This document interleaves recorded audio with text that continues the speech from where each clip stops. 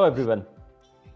Good morning to everyone. I welcome everyone to the first session of Unconference. I hope all of you are enjoying listening to the awesome speakers in the main conference.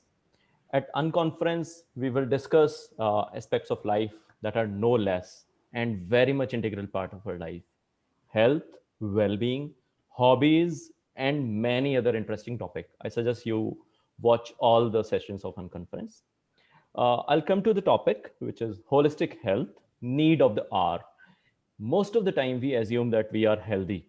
Our health quotient is measured by simple evidences like I look healthy, I don't have any ailment, I go for a walk every Yeah, day, we agree. Yeah. I have very high capacity for food, alcohol, so my body is healthy. And we also accept our personalities, professional achievement, relationship, career as they are. We don't make any effort to work on those. Not We don't try to find out any glitches in that. Now, with COVID, in this unprecedented time of the pandemic, our life has contracted in a very virtual mode in the walls of our home. And we are seeing an uptick in the trends of stress, obesity, suicides, relationship issues with family members, a lot of stress in offices, and so on. Many people have tried to figure out how they work on those. And since there's an uptick, there's a need to work on all the aspects of our health, and it has become much more important now. I'll give you a few examples elaborating what holistic health would mean. There may be a patient who is actually suffering from diabetes. Now, when the patient goes to a doctor, the doctor may uh, prescribe a metamorphin drug to reduce the sugar level. There may be another doctor who may actually try to study the life of the patient and may figure out that the patient is eating more. He's eating more because he is stressed. He is stressed because he has some family issue. Now that to work on the diabetes, it just not will be the diet or the medication, but also will be the stress that need to be worked out. Similarly, when a person may have a mental illness, that person, because of mental illness, may not be able to understand what emotions are that person is going through, and may act in a very different way, which may be very unusual. So that may affect the person's physical health. The person may not be going out to do exercise and all, and because of that, the person may not be eating well. So even though when we go to doctors, they generally will talk about only one of the illnesses in which they are expert. However, with COVID, we have realized that all of these illnesses, all of these part of well-being are integrated to each other and affect each other. Now we have a very good panel where we have people from different aspects of wellness who have gone through a realization, and they have made changes, either made changes in their lifestyle, or they have gone through a journey where they have done a marvelous job in changing their own life as well as changing life for people around them. So in this session, I'll take you through a journey of well-being that our esteemed panel members have traversed in their life, and let's see how they are making a change in the world around them. I introduce you to panel members. We have Sri Vijay Anandji, who is IIT Delhi 1980 batch, and he is a PhD from Academy of Science. He is a scientist and yogi for last 50 years, and he will talk about yoga and how it contributes to all wellness. Next is Dr. Ramya Ranganathan. She is a BTech from IIT Madras and a PGDM from IIM Ahmedabad. She also has a PhD in organizational behavior from London Business School, and she was awarded by the government of India for being one of the top 15 innovators in higher education in India. We will talk about how she started crafting our lives and how she helps people in their wellness, in their personal, professional life, as well as organization, in making organization work for the employees rather than employees working for organizations. She has several TED Talks. So we'll listen more in detail from her. We have Saurabh Agrawal, who is IIT Delhi 2011 batch. He is an athlete, entrepreneur, and a daydreamer. He has been a 3 times Ironman, and he is certified coach, Ironman coach, and he had climbed Mount Everest in 2015. He has founded a company called Fitso, which works on bridging the gap between sports, availability of sports, and quality coaching. He'll talk about his journey as well as how exercise, physical fitness, and sports are a must for everyone in their health and well-being. Then we have Richa, who is IIT Guwahati 2009 batch. She will be speaking about mental wellness and mental illness. We will listen from her how widespread mental illness is in the world. We even don't know about. So I'll just give you a number: 1 in 4 or 5 people suffer from one or the other mental illness across the world. She will give more numbers in detail and why mental illness need to be talked about. She is the founder of a company called Your Dost, which helps in emotional well-being of people. Then I am Piyush. I am IIT Delhi 2003. I was running a startup called TrueCover up till now, which is an insurance technology domain. I have worked with several startups before. My interest lies in my experience where I cured myself of several diseases, including diabetes, asthma, hypertension, cholesterol, gastric reflux, which I got after having a bad lifestyle. Now, when I realize I changed my lifestyle and food habits, and now I try to help people get healthy. So get healthy physically, mentally, and all. I'm trying to figure out how can I help more and more people. So we will start with Dr. Ramya first. Dr. Ramya, over to you. Please tell us more about yourself. What are you up to, and how do you help people through your organization? Sure. Hi. So, first of all, I'm delighted to be here and really delighted to be addressing a group of IITians and IIT alumni. So when I was in IIT, like a lot of you I know currently are studying, and a lot of you have been there, I really thought of my brain and my feelings as two different things. And of course, so I used my brain for the studies and the work and all of that, the IQ, right? And my feelings was just another parallel part of my whole journey, and sort of, I dealt with them separately. And of course, I had these two separate lives and existences that danced in their own ways. And then I started working. And when I worked, I was experiencing Monday morning blues on every day of my work. So I was really demotivated. I had great jobs. So I worked in, really good companies, but I was not happy. I was like, why do I need to work? And I was going through what now we would call quarter life crisis, right? So then I still tried to use my intellect to get out of it. So I was like, okay, what's the meaning of work? Why am I working? Why do I need to work? And at that stage, I still hadn't connected feelings with the doing and the purpose and the work, but I was still approaching them in silos. And doesn't matter, the intellectual pursuit still helped because that's what took me to explore the person work relationship in my PhD. In fact, I still remember the first day in my PhD where, so it was in London Business School. I was this only Indian there, and the professor asked us all, what are you here for? And I was like, I'm here to understand the person relationship experience, a relationship. And he was like, wow, you've got your life purpose there. And I was like, really? But to, after many years, after 20 years almost, it does seem like it is my life purpose.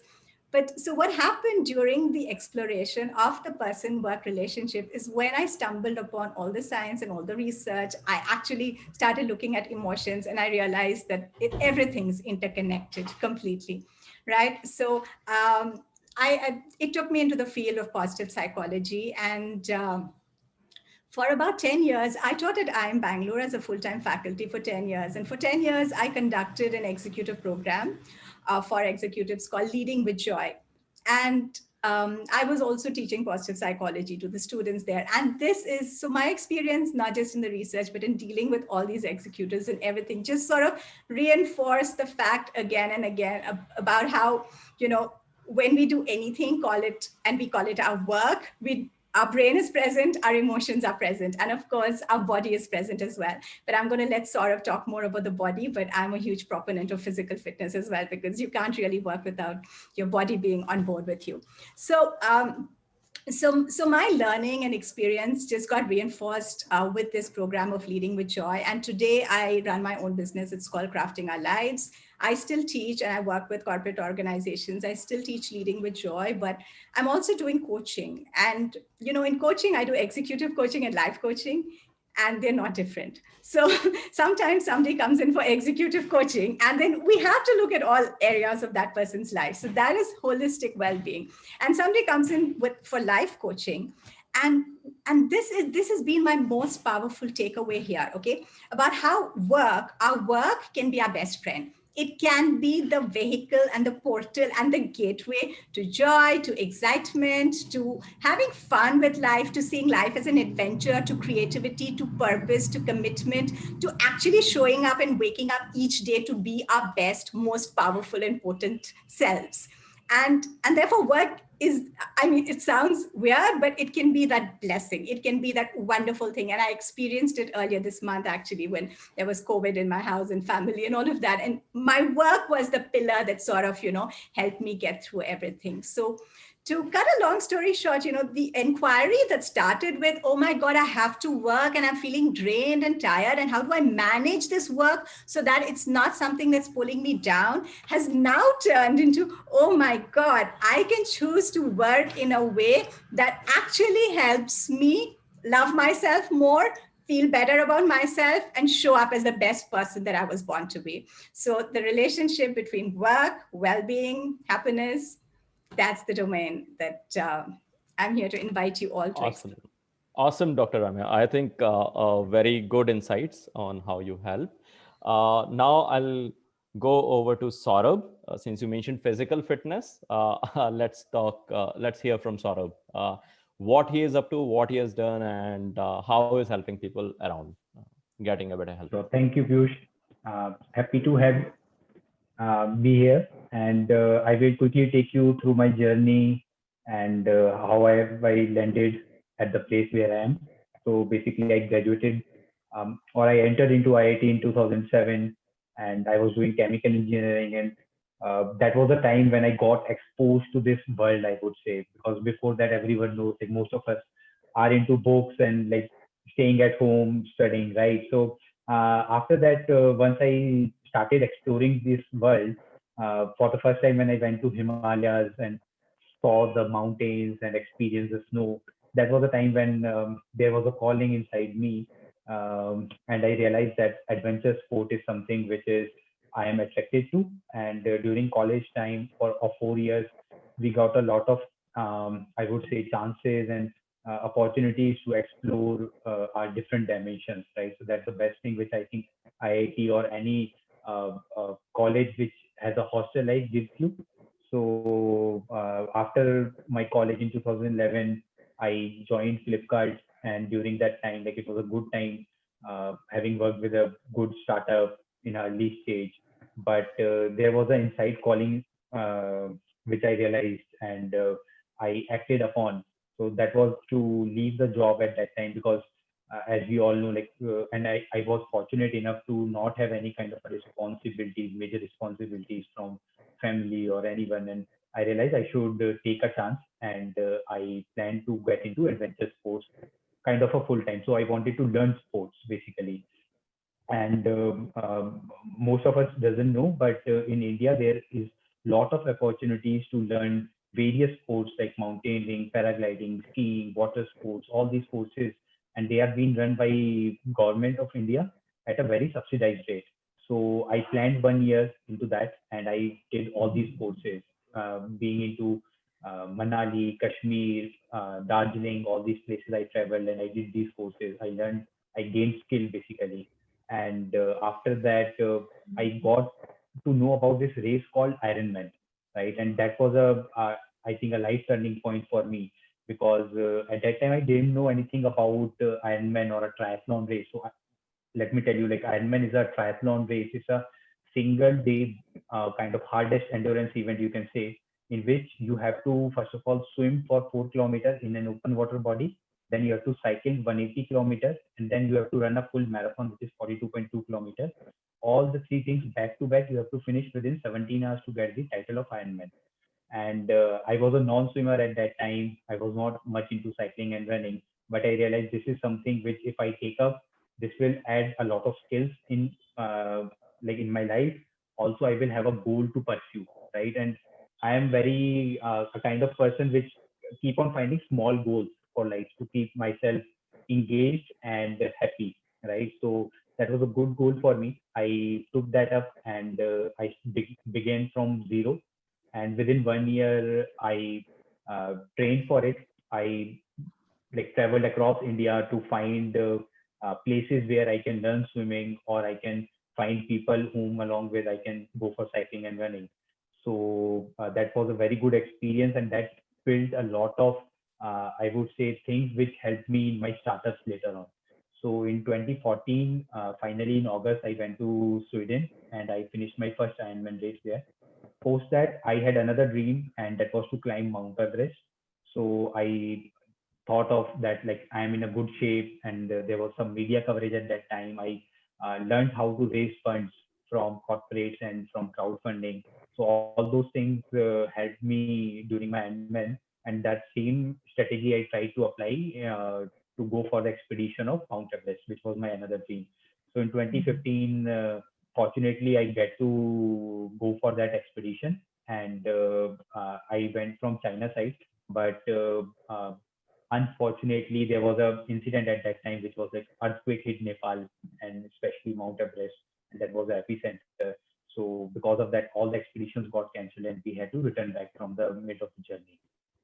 That was a time when I then started this company called Fitso in sports, and my new journey of entrepreneurship started in 2015, and it's been now 5 years. I'm into helping people like the sports, and we are providing them sports facilities across NCR and Hyderabad, and I'm continuing my own fitness journey as well. Thank you. Thanks, Saurabh. Awesome achievements, I would say. Many of our audiences are students from IIT Delhi. So you are certainly the star role model, I would say. And we would love to hear from you later during the talk. The misconception is that an Ironman doesn't need to have six packs. I hope that's right.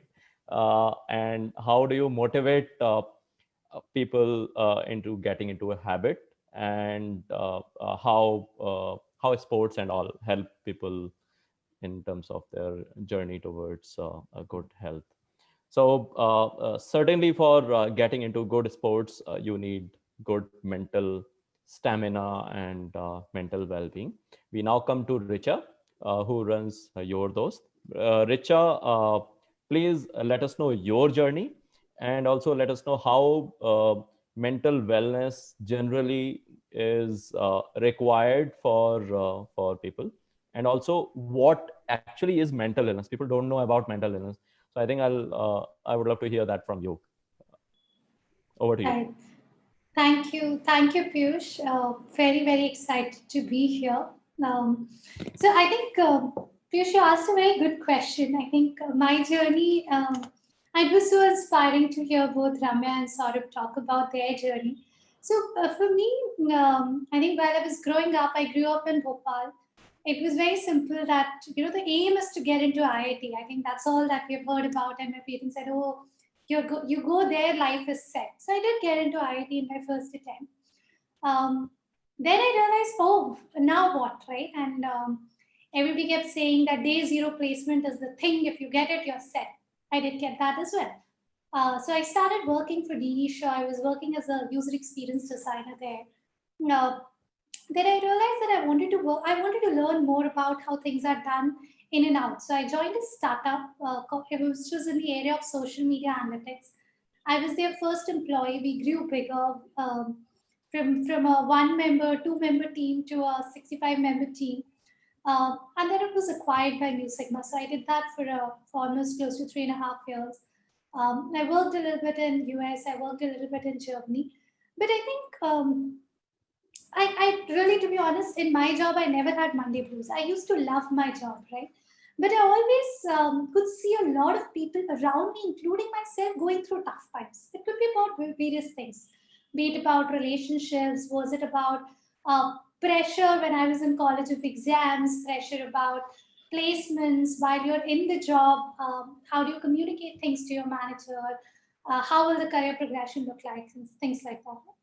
But I think one incident that happened, and here I'm sure a lot of, because we have a lot of IIT alumni and IIT students would relate to it. While I was in college more than probably 12 years back, a friend of mine took her life because she anticipated maybe she would not get a good placement much before any company had come to campus. Right? And like most of the IITs, even at that time, we had a counselor, a psychologist, a psychiatrist, and that was a time when Lehman Brothers, etc., were collapsing, and we were under a lot of pressure, right? The pressure whether we get a job, and how media shows that in you're an IIT, you're supposed to get this sort of package. And there was a lot of pressure, but none of us were able to go out and seek support, right? We didn't know that we could actually go out and seek support for things like this as well. But I think that intrigued me into the subject, right? Somebody who would stay 2 rooms beside my room, you would see the person going down to the mess was just not there anymore, right? And now we could speculate what happened, etc. So I think I started questioning myself. What is it that I could have done differently to maybe save her? What is that I could do differently to maybe, encourage more people when they are in that state to actually seek support? Right? But that the journey started. I think it started. I don't come from the field of psychology, right? I've never.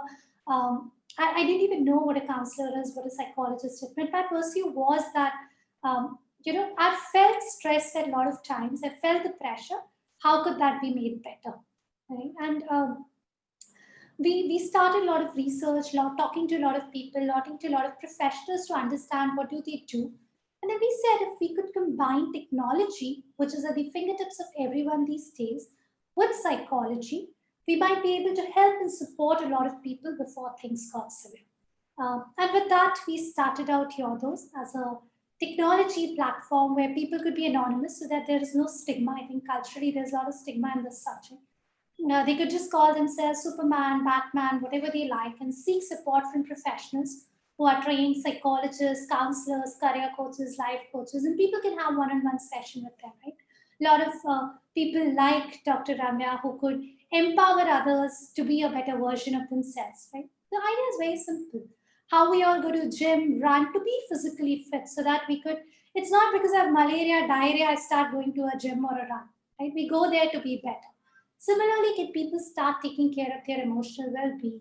Can we bring emotional well-being at par as physical well-being so that we could be a better version of ourselves, right? Like Ramya said, we could be more productive, we could have healthier relationship, we could love what we are doing, we could be more confident. I think that's what we're trying to do. I don't equate emotional wellness to or mental wellness to mental illness. I think wellness is for everybody, right? We are all humans. Humans are vulnerable. So it's okay to become better, to talk about it. I think that's what we are trying to do. Awesome, Richa. Great to hear from you. I am sure you will help the entire world getting well mentally, and then so that they are able to take their journey for further fitness in all other spheres, and they do well in their life. So now I'll come to Sri Vijayanand ji. As you know, and as you can see, he is a yogi, and he has done. He is totally into yoga, where yoga, as we know, is a very holistic science. It just not does not contribute to mental health, but also to physical, nutritional, and all sort of well-being in life. I'm sure Sri Vijayanandji is leading the best life ahead among all of us. So I would love to listen from Vijayanandji what inspired him, what does he love about yoga, and He's, by the way, helping so many people around, which include several film stars from Hollywood and all. So he will talk about his journey and how he's making other people healthy around. Over to you, sir. Namaskar. First of all, I should thank Pan IIT for this wonderful possibility for experiencing the phrase Vasudev Kutumbakam. The whole world is one family. We used to hear as a child very often. But this is the dream come true that in more than 25 countries, to connect with all IIT alumni friends is just something great. So I must congratulate them, and I must congratulate everybody on the panel that we are today talking about one of the most important pressing topic in this COVID times. And we really need to see that how this holistic knowledge of yoga can really help people in improving their health, well-being, immune system, how the pranayama techniques can be useful to keep the breathing normal. So just I would like to share that yesterday Prime Minister Modi inaugurated the conference, and we heard a lot from him, but a lot of people are not aware that Prime Minister Modi is another example of a yogi. Like, of course, there are videos showing him so much difficult postures when he was young. I'll also share a small video of mine at the end of my talk, a 30-second video, where you can see that how yoga has helped even Prime Minister Modi, not only like celebrities and a lot of people are there, that what is the secret of his energy and his visions and his holistic approach, not only to health, to India, to society, a overall Atmanirbhar development concept. So it is a reflection of that holistic outlook which comes from yoga knowledge. And I was very lucky to actually, it was very easy for me to start the yoga journey because I was born in a traditional Vedic family with Maharishi Vasishtha lineage. And I used to saw my father all the time practicing, and I got curious at the age of 5 that what all he is doing. And that was the most inspiring time of my life, that I came to know about the Ashtanga Yoga Patanjali Maharishi shared with us, the 8 limbs. And I was always curious why he chose 8 limbs. And then I saw the symbol 8, it is infinite symbol of infinity. And then I became aware that he created the simplest, the most holistic health system. Using those 8 steps, you can unleash your infinite creative potential and organize and lead a life what you want. So I went quite deep into the research work of this Ashtanga Yoga, and I wanted to know from where he got all this knowledge. And I was surprised that most of his knowledge is coming from Adi Yogi Shiva, like who contributed 2 important knowledge systems, element science, Tattva Gyan, and Swar Yoga, the prana science, the subtle prana flow. And that knowledge was put into 112 Shiva Sutras, which is the base of whole Vedic knowledge. So the most important thing and challenge I took at the age of, as I was growing and I was finding the benefits of these practices and knowledge, that this knowledge is there. but why it is not being applied in a practical way? Like a lot of people say yoga is good. Yoga can make you grow old slowly. You can work against the aging process. It can keep you healthy and young even at a very old age. So I found, my research, Kaya Kalp system, body rejuvenation from the Ayurveda and the yoga science. And then I combined that system with the element science and the Swar Yoga. And I started doing my own research, my own sadhana. And now it's like 54 years of that research and sadhana at practical level that I clearly see the benefits. That at the age of 59, I feel that life has not yet started. So a lot of people nowadays, if they are not careful, after age of 40, 45, they think, oh my God, like if I am not sick, then it is not normal. So that is what and of course, because of my interest in these topics, so I also had a master's in life science, a master's in biochemical engineering and biotechnology from IIT Delhi. Then I did a PhD in philosophy of science, finding all the eternal answers, practical approach to this system, because everybody talks, but talk is not enough. This knowledge has to be reflected. And I am happy to share that over a period of time, a lot of people found my journey very inspiring. And I moved to UK, to abroad more than 3 decades. And most of the time I have been only in UK and Europe. And people around me were always curious and inspired that why you are like so different from us. And in that process, I was inspired to set Indian Wellness Academy, which is based in UK. And this organization does a lot of trainings, projects, retreats. We will be having a big yoga festival in May next year. Everybody is welcome. I will share the details. We have 2 beautiful centers in UK. And during my stay in UK and Europe, because winters are very challenging, so I needed to find a better place for the winter time. And I was very lucky that there is a island, Canary Islands, Gran Canaria.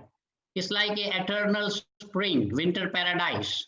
So now I also set up a Shivoham Institute in Spain in Gran Canaria. So we very well actively organize our activities in UK and in Gran Canaria. And all the friends are welcome to come experience what all we do here. And there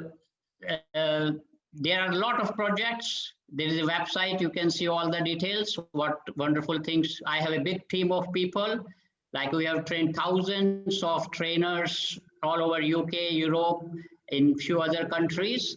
They all do wonderful job, very inspiring, helping people. And I will then in the end share that 30-second video just to share like what this small journey was about, how yoga helped me in my own personal life. And then not only myself, now thousands of people's life has been transformed. And we also do a lot of charity projects and free seminars and free activities for people. So let me share the small video. So meanwhile, the video is being shared. I thank Sri Vijayanji, and I can certainly see that since he has actually studied yoga as well as biochemical sciences, and he has done studies, I'm sure he finds a connect between the medicine, the lifestyle, yoga and all, which in fact our government is also trying to push more towards holistic well-being by promoting Ayush, which is Ayurveda, Unani, Yoga, Unani, Siddha, and homeopathy. So let's watch the video now.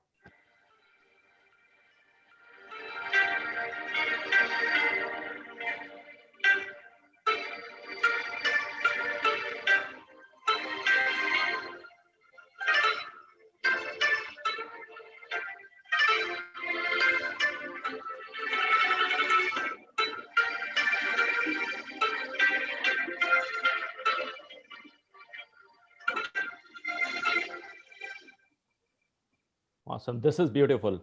So now I think, thank you, sir. Thank you so much for speaking about. We would love to hear from you later about how biochemistry in the body is related to mental as well as physical well-being. Now let's move to a very pertinent and important question, which I'll ask Richa.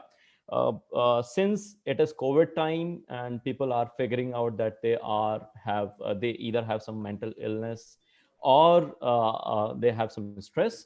Now there are people do not actually reach out. There is a stigma with mental illness as well as stress. People think that it will go away with time. However, it doesn't. We also have students in the audience. So I would also ask Richa to talk about how to figure these out during the student time and how to reach out to people and what we can do, what others or we can do to help others out. Over to you, Richa. Very, very, very valid question. In fact, Piyush, we are seeing almost 100% increase in the number of people reaching out for support. And during the COVID times, I think the entire nation is paying the hidden psychological cost of COVID-19, be it students, be it working professionals, a lot of entrepreneurs. I think we've again seen a more than 100% increase in the number of entrepreneurs reaching out for support. A lot of elderly people, I think geriatrics, people are reaching out for support. We are seeing from migrant workers reaching out for support. So I would maybe focus more on students, because I think that is, or students and working professionals, because that is more as a population. I think one to start with, what are the kind of things that they are reaching out for support at this time, and what is that we as a community could do, or maybe as an organization, institute could do, as family members could do to support, right? So I think if I were to break it down, I think two things that people are being reaching out for support for. On a personal level, I think especially students are not used to staying at home for so long, right? So I think the relationship at home is something a lot of people are reaching out for support for, right?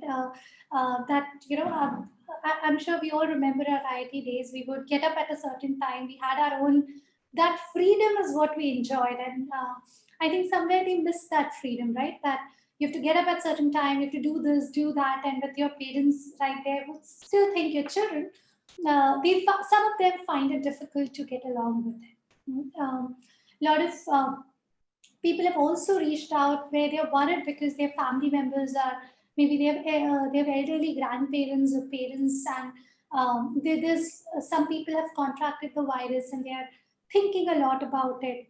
In fact, a lot of people have also reached out about how their sleep cycle and sleep patterns are getting affected these days because they're constantly overthinking. On the academic or I think just to add, I think a few more things that we see a lot of working professionals reaching out. I think parenting has become one of those challenges. I think a lot of people are talking about parenting during COVID times is tough because I think children are also at home. They have to do the work also. Help is also limited. So it has become slightly difficult. Again, I think with the spouses also, there were people who were going out and then coming back. So there was a break, which is sort of not there right now. And some people find it difficult to get along with that. Professionally, I think with students, a lot of people are reaching out, worried about jobs and placements. I know December has started. If you remember, 1st December was when placements start, and this is the first time it's all happening online. Companies revoking job offers or less internship, less job opportunities, a lot of pressure because of that. In fact, working professionals are also reaching out about their job and job security. I think that is causing a lot of pressure. Some people also have to work, like not everybody has the opportunity to work from home. A lot of people, I think, from infrastructure to pharma to cookware manufacturing, a lot of companies, people have to go to the places and in large numbers. And that, I think, one is my own safety, but also when I go back home, is my family members safe, right? I think a lot of health workers are also reaching out for support related to that. So those are certain things that we are seeing. I think one thing that I would say, especially both with organizations and corporates, or one of the things that was there, right? Those water cooler talks that was there as a part of the culture, which helped in the well-being, right? We could discuss, we could share, is probably not there right now, right? So we need to facilitate ways for people to interact, to communicate, to discuss about things, right? Be it again, be it at a corp. So there needs to be one, how could we help people to be more resilient, from enabling them to take or encourage them to, that it's okay to talk about, right? These are difficult times. You've never seen such time before. There is ambiguity, there is uncertainty. And our coping mechanisms, which worked earlier, doesn't work right now. And that's okay, right? I think creating that, creating that environment, that safe space, be it in a college, be it in a corporate, be it in our own houses, telling people that it's okay to talk about it, I think that is very important. Maybe we could have small team norms, department norms, home norms, where we could have like a wellness champion, and we do some of these things to ensure that more people are feeling better and are doing better, right? How for a family we care about their well-being. Can we do that as a colleague? Can we do that as a professor, and make that well-being as a main agenda? So I think those are certain things that could help bring emotional well-being at the forefront, especially at these times when there is so much uncertainty in the environment. Sure. Thank you, Richa. Awesome, I think, points you made. We need to be very much empathetic. And I totally relate with this. And also with the parenting thing, you mentioned that 0 day and you just graduate and then the life is set and all those things. All of us have gone through, and I'm sure students are going through, and people are going through in their professional and personal life as well. Now I'll come to uh, Dr. My next question is to Dr. Ramya, and this is around parenting and happiness, the importance of happiness. We don't want to settle, or we say that we want to settle in life, but we don't settle. So people don't choose happiness. People choose work and then say, out of work, some happiness will come out. Now, Dr. Ramya, would you please elaborate on why people actually don't want to be happy? How we can, as parents, or how students can support their parents otherwise being happy, being more achieving? Is there something called work-life balance that professionals actually uh, think about in the organization? So, can that be achieved if that actually exists or not? So over to you, Dr. Ramya. Okay, so thank you, Piyush. I must tell you, you just threw in a whole lot of questions in there, which I could know. take a day to answer. So I'm just going to, sort of, in the interest of time, sort of make this very quick. And first of all, I'm not a parenting expert, although I am a parent.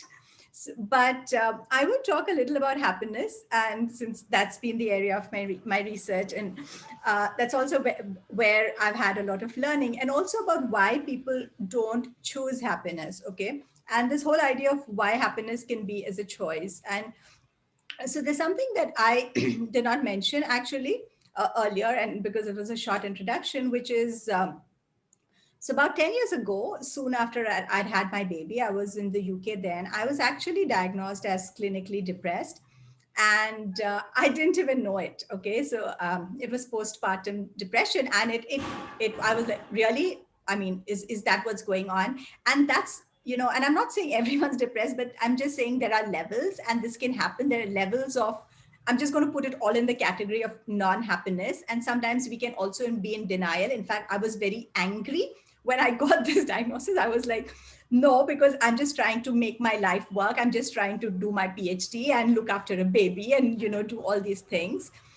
And it was an alarm bell though, and it got me very, very curious. And I really wanted to help myself.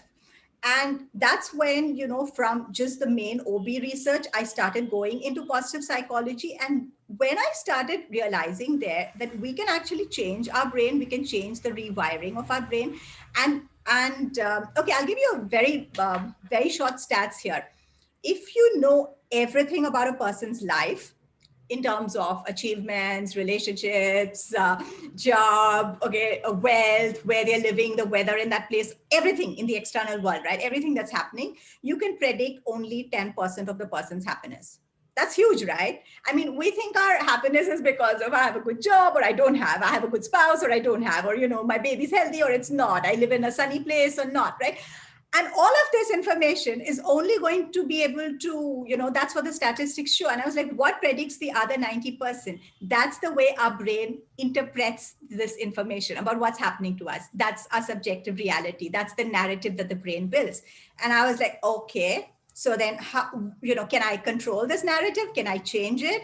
And yes, perhaps not overnight, but so our brain is basically this programmable device. Now, we haven't been the only one who's been programming it.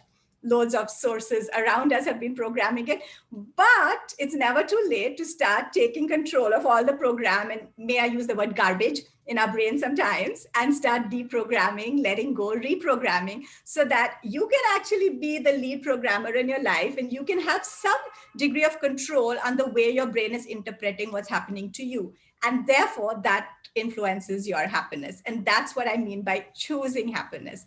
And why would you do all of this? Only if you want to, and therefore the choice. And that's why a lot of us don't choose happiness, because sometimes we don't know that we can choose happiness. We just think happiness is related to the outcome and what's happening. So we keep trying to see, what can I do to get that outcome and then be happy? But what if that's not the way it works? What if you choose happiness first, and then you see, what can I change in here so that I can get more happy, and then I can start doing things out of that state of happiness. So Piyush, I'm going to stop there because I want to let the other panels answer questions, but I could go on for the whole day on this. Thank you, Dr. Ramya. Awesome talk from you. So you mentioned programming your brain in your talk, and I would like to hear from Saurabh and then Vijay sir about how we can program and how they have programmed their brain for fitness. So Saurabh, you tell us about how actually I want to get into sports or a physical fitness regime. How can you make it easy for me? And after that, we'll listen from Vijay sir. How for me, it's like yoga is something where it's like I have to do it for quite long hours, and how can I inculcate it in my regular life? So I'll come over to you after Saurabh on that. Right. So, I really like the point which Dr. Ramya has made, and it really syncs to my philosophy. Around building habits, I would say, and it's a very standard procedure which has been circulated among like a lot of authors have written about it, which is like 21 days model, wherein if you want to inculcate any new habit, you have to do it at least for next 21 days, may whatever come. And once that thing like you're doing for 21 days, it starts becoming your nature basically, right? So in case of fitness, I would say, uh, and especially for the professionals, I would always suggest that try to include it in your early morning schedule, because what happens is during the day a lot of things starts coming in, and even if we think that after coming from office in the evening I will do it or whatever, that becomes very difficult, right? So always try to include it in the early morning thing. And second, if you are little serious about your fitness and all, try to build your social network around like your activity, right? So basically, especially in North India, we have a culture of having beer and all those things, right? So, and not like majorly going around fitness, right? But in the Western countries, if you see, they have a huge social circle around those people. Like if you are a cyclist, you have a social circle of cyclists who are going early in the morning, say 5 a.m., coming back 7 a.m., having a coffee, and then that is the social part is done, right, along with your activity. And for other people, the day hasn't yet started. So that is how I think that is the best way to do it. And in India also, I think nowadays we can see it. There's a huge community around all the sports, like especially running, cycling, triathlons, and even in badminton and tennis. Like so, we are into sports, right? So we see a huge community which is in especially COVID time coming and playing badminton and tennis, right? So all these people are doing the physical activity. They are taking care of their health. Plus, they are especially working on their mental side also, which Richa has told, right? So they need to have some different things apart from their family and regular work. So that is how it is getting help through sport. And building a habit is again, do it for like at least 21 days and it will get established by itself. Awesome, Saurabh. I think there are quite good books on building habits. And there was something around cue, reward, and action kind of a thing. So you put a cue and then you do some action and get a reward for building a habit. So do whatever you want to do it for even for 2 minutes a day to start. That eventually will lead into a habit of exercising or going running or maybe learning a sport. Uh, Thank you for explaining. Uh, Sri Vijay Sirji, so over to you. Yoga seems to be quite big and a bigger lifestyle in nature. And many times it seems that if I get into a yoga regime, it would actually take me out from the regular or a city or a corporate kind of a lifestyle. Can you help us understand how actually we in our regular day-to-day life for professionals as well as for students, how can we inculcate yoga in our small things and lead a very good life? Over to you, sir. Yeah, very important question. I would tell that in my research, I got interested into 3 software designs which are related to body, mind, and soul. And I found very interesting switches in each software. Like when I was doing research on body software, I was curious why we have 2 nostrils. If purpose is only to breathe, 1 is enough, but you have 2. Why we have 5 fingers? Why not 4 or 6? So it has some connection with the 5 elements energy. So similarly, the mind software also has a lot of switches. Because the mind is working non-stop all the time, if you properly learn using those switches, you can slow down the mind, you can relax the mind. And this research led me to the more deeper work in 3 dimensions: cosmic, divine, and physical. And we found that if you become aware, like you don't need to spend whole day to get the results. Like if you have a good half an hour posture practice followed by a 10 minutes of pranayama practice, and in the evening you can do some meditation practice. The most important thing is the regularity, because the modern lifestyle, this going to gym and going to like 2 times to yoga sessions is not enough.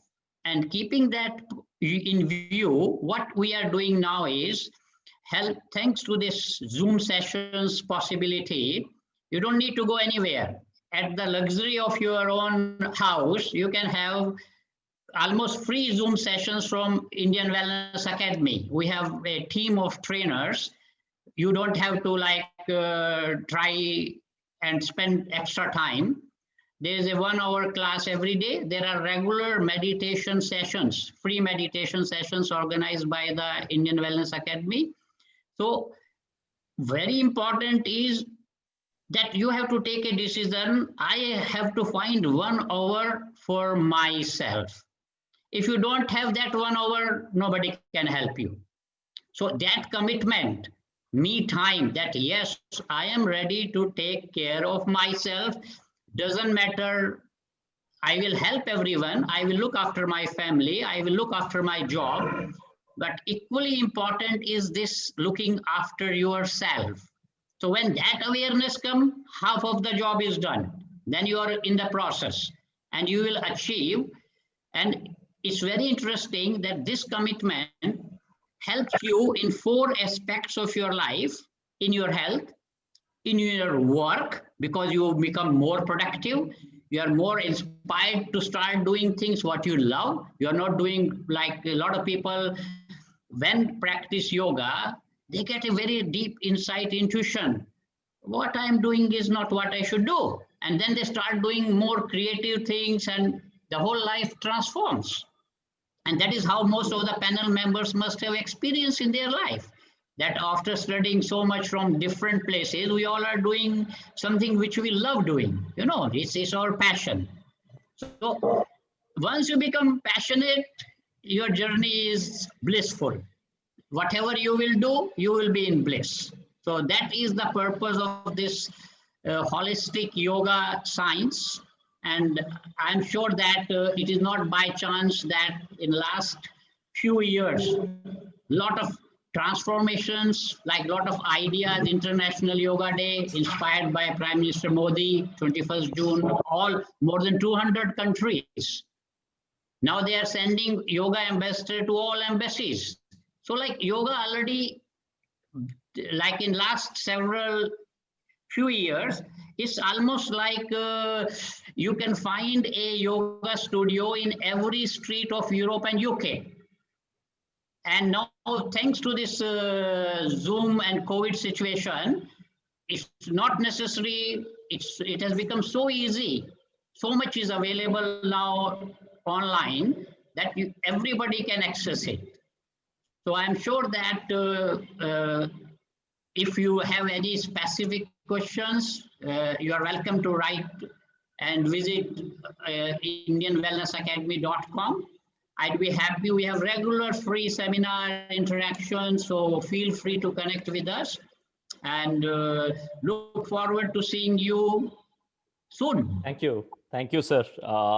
I think it is very good insight. We certainly should get yoga into our lifestyle, and I'm sure it is totally holistic, required for mental well-being, like Dr. Ramya said, and Richa said, uh, family and social well-being. As Saurabh said, it is required for physical well-being. I would just like to add the nutritional well-being part, which we missed out a bit. So my journey had been, I had been diabetic. So I got diabetic, as I mentioned earlier, I got diabetic and had several other ailments. I actually got into a diet as the first thing. So let me not call it a diet. Now I call it a lifestyle. So I followed a lifestyle of good food habits where it was more of some low carb and high fat. I'll not elaborate on that. Food habits where I got rid of food that were actually affecting my body. Later, over a period of time, I realized this that food that we eat, we are generally not aware that what food causes what problem in our body. So I would certainly suggest people to experiment with their food, see what food helps them getting rid of either ailments, or what food give them what symptoms. Uh, so if you eat something and it is causing flatulence, that means the body is actually reacting in a different way to that food. Body doesn't like that food. If you are able to listen to those signals from your body, you will be able to tweak your food lifestyle, and you will be able to figure out what actually is good food. So over a period of time, I realized that there are things like sugar, which is very bad for our health. Carbs, certain carbs are not good for our health. Now, what I have, so with this habit of mine, I actually uh, help my kids and my family also get into lifestyle. So we don't get sugar in our home. My kids don't eat sugar. They don't drink juices. There's no Coke or Pepsi at our home. There are no chips that we bring at our home. So I have seen that the immunity of the entire family has improved to a great scale. Uh, so during my journey after getting onto a lifestyle, I also figured out working on my personal mental wellness as well as physical wellness. So I try to reduce my own stress, as well as I also help other people either reduce their stress or figure out if they have some mental illness. And I have led several people to psychiatrists and psychologists. And I am a part of many social groups where we keep talking about, we help each other getting onto a regime of exercise or happiness. Like Saurav mentioned, community is very much required. So I think the time is almost up. I wanted to talk more and I wanted to hear more from each one of you. But since we have less time, we will leave details about each speaker in the session. We'll leave details about their websites and YouTube channel so that you can go and listen to them, figure out what in detail what they're up to and how they can be helpful to you. You can reach out to each one of them personally. So in short, if I want to summarize, I would say I would quote this dialogue from Om Shanti Om, which Shah Rukh Khan says. So it says, he says, इतनी शिद्दत से तुम्हें पाने की कोशिश की है कि हर जर्रे ने मुझे तुमसे मिलाने की साजिश की है. कहते हैं कि अगर किसी चीज को अगर दिल से चाहो तो सारी कायनात तुम्हें उसे मिलाने की कोशिश में लग जाती है. So look out for yourself. As Vijay Anand sir said, you have to give time to yourself. And as everyone mentioned that you have to care about yourself. No one else will come and push you into a regime of health and happiness and create a good world around it. So with this, I close the session. I thank you everyone to take time out for our audience and talk about your experience and help each one out. I also thank the Pan IIT 2020 platform to give us this opportunity to talk with all of you.